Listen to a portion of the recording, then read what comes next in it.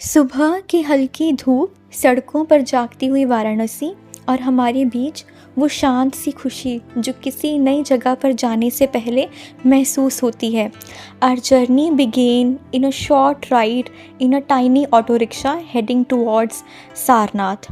Soon the auto slowed down, traffic thinned, and suddenly Sarnath appeared, calmer, quieter, and almost meditative. Sarnath की गलियों में कदम रखते ही एक अलग सा माहौल महसूस हुआ। ना ज़्यादा शोर, ना जल्दबाजी, बस सुकून। We passed small shops, people strolling casually, and the distant sound of temple bells.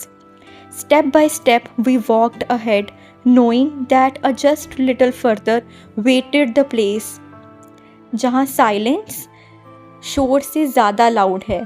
And soon the Buddha temple came into the view. The structure stood quietly at the center, simple, elegant and beautiful. मंदिर के चारों ओर साफ सुथरा प्रांगण, हल्की हवा और एक गहरी शांति जो बिना बोले मन को छू लेती है। We stepped inside. Interestingly, we noticed something. अगर कोई फ़ोटोज़ या वीडियोज़ रिकॉर्ड करना चाहे तो एक मॉडेस्ट कंट्रीब्यूशन देने का अनुरोध था।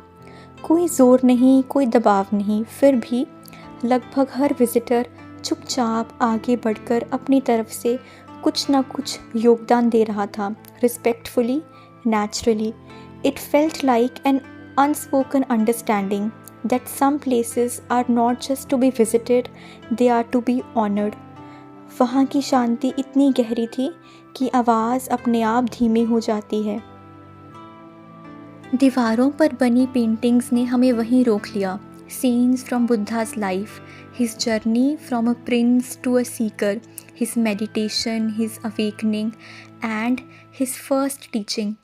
It felt less like a decoration and more like a story unfolding with us.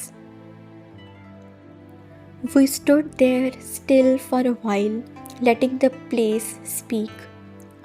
Sarnath कोई ऑर्डिनरी टेम्पल टाउन नहीं है। ये वो भूमि है जहाँ बोध गया में इनलाइटनमेंट के बाद भगवान बुद्ध यहाँ आए और पहली बार अपने ज्ञान को दुनिया के साथ शेयर किया। यही हुआ धर्म चक्र परिवर्तन, द फर्स्ट सरमन। 5 पुराने साथियों को उन्होंने बताया मिडल पाथ क्या है, लाइफ को समझने का तरीका क्या है और सफरिंग से निकलने का रास्ता क्या है। ये पहली बार था जब अपने ज्ञान को अपने पास रखने की बजाय ओपनली बांटा गया, and that single moment changed the direction of history. बोध गया में जन्मा विचार सारनाथ में आवाज़ बना और यहीं से दुनिया भर में फैल गया। सारनाथ की शक्ति किसी मिरेकल में नहीं बल्कि उस थॉट में है कि रियल विजडम शेयरिंग से बढ़ती है। टेम्पल के अंदर दीवारों पर बनी स्टोरीज़ को देखकर हमें लगा कि हम एक टाइमलेस जर्नी के स्टार्टिंग पॉइंट पर खड़े हैं, साइलेंट, स्टेडी, अनफॉरगेटेबल। अब टेम्पल से निकल के हमारा अगला स्टॉप था धमेक स्तूपा साइट।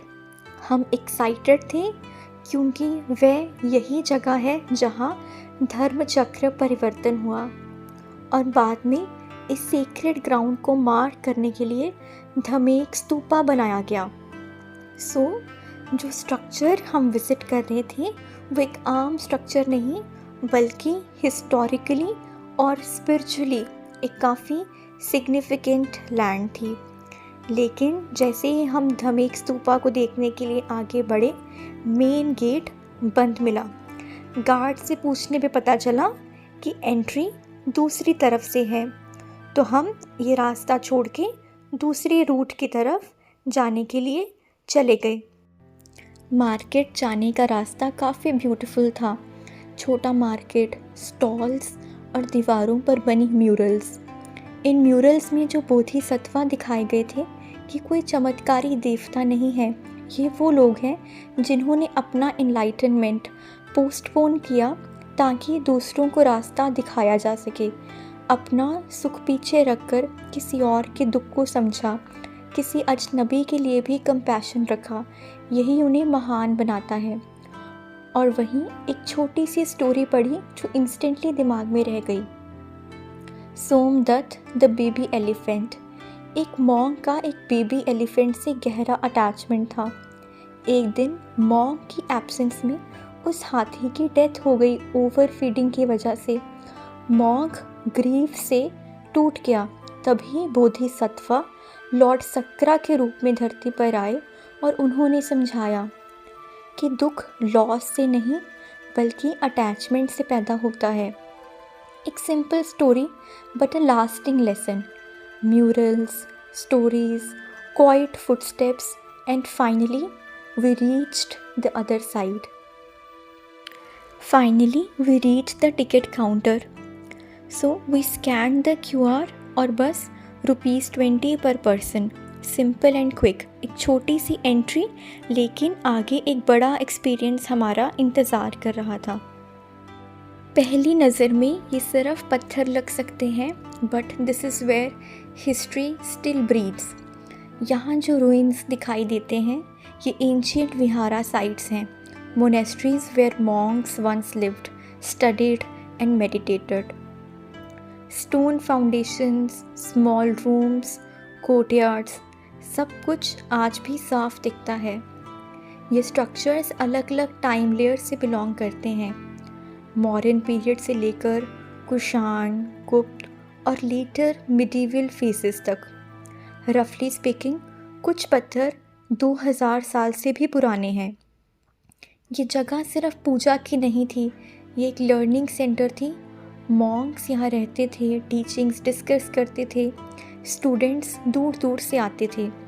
यहाँ चलना किसी म्यूज़ियम में घूमने जैसा नहीं, ये लिविंग हिस्ट्री के बीच चलने जैसा है।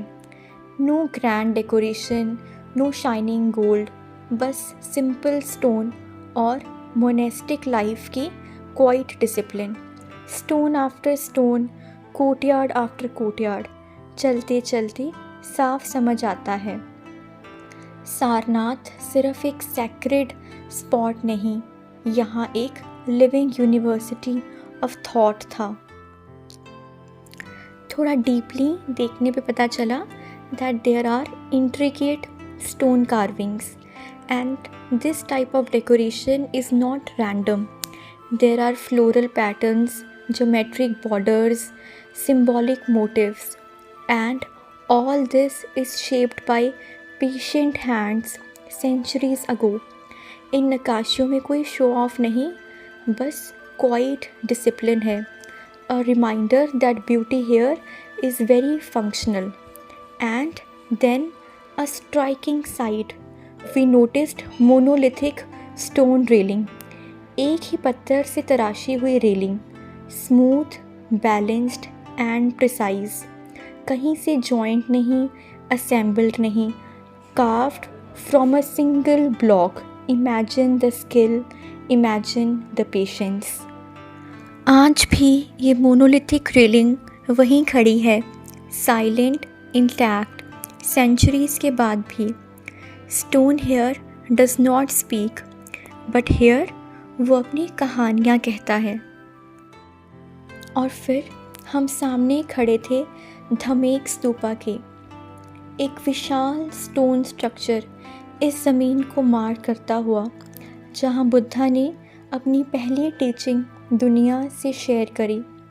स्तूपा बुद्धिस्ट ट्रेडिशन में रेलिक्स और हिस्टोरिक मोमेंट्स को प्रिजर्व करने का सिंबल होता है। हम पास गए, पत्थर को छुआ, धीरे धीरे हमने उसके चारों ओर वॉक किया इन क्वाइट रिस्पेक्ट। कुछ लोग प्रेयर कर रहे थे, कुछ शांति से बैठे थे। नो नॉइज़, नो रश, बस एक काम प्रेजेंस। और उस पल साफ ऐसा लगा, इतिहास सिर्फ पढ़ा नहीं जाता, कभी कभी उसे छुआ जा सकता है। उस क्वाइट सेक्रेट स्पेस से निकलकर हम वापस मार्केट की तरफ बढ़े। इस बार डेस्टिनेशन था Sarnath museum. A small walk, familiar path, and फिर सामने था म्यूज़ियम का एंट्रेंस। टिकट सिंपल था, सिर्फ 5 रुपये पर person, but a doorway into preserved history. अब हम मॉन्यूमेंट से प्रिजर्व्ड हिस्ट्री की तरफ जा रहे थे। एंट्री सिंपल थी, हमने अपने बैग्स डिपॉजिट करे, फॉर्मेलिटीज़ पूरी की और हम अंदर पहुँचे। यहाँ रश नहीं था, कोई जल्दी नहीं थी, बस एक क्वाइट ट्रांजिशन। हमने कुछ पल वहाँ रुककर इस नए स्पेस को फील किया, because outside we had walk through history and now we are about to meet it face to face. ये म्यूज़ियम एक्सकेवेशन साइट से निकली फाइंडिंग्स को केयरफुली प्रिजर्व करता है, so nothing get lost to time. यहाँ sculptures हैं मौर्यन, कुषाण और Gupta period के। स्टोन बुद्धिस्ट स्टैचूज़ हैं, some seated in meditation, some in teaching posture and some standing in serene silence. There are animal figures of lions, elephant, deer with interesting symbols carved on them. There are also some ancient inscriptions जिनको अभी तक decipher नहीं करा हुआ है. There are also some fragments of pillars and bricks of those monasteries we just walked through outside. ये museum सिर्फ देखने की जगह नहीं, ये उन स्टोरीज़ को जिनको हमने बाहर देखा उनको केयरफुली प्रिजर्व करता है।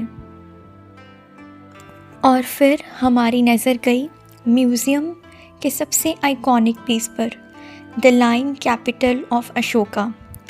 मौर्यन काल का ये स्टोन स्कल्पचर आज भारत का नेशनल एम्बलम है।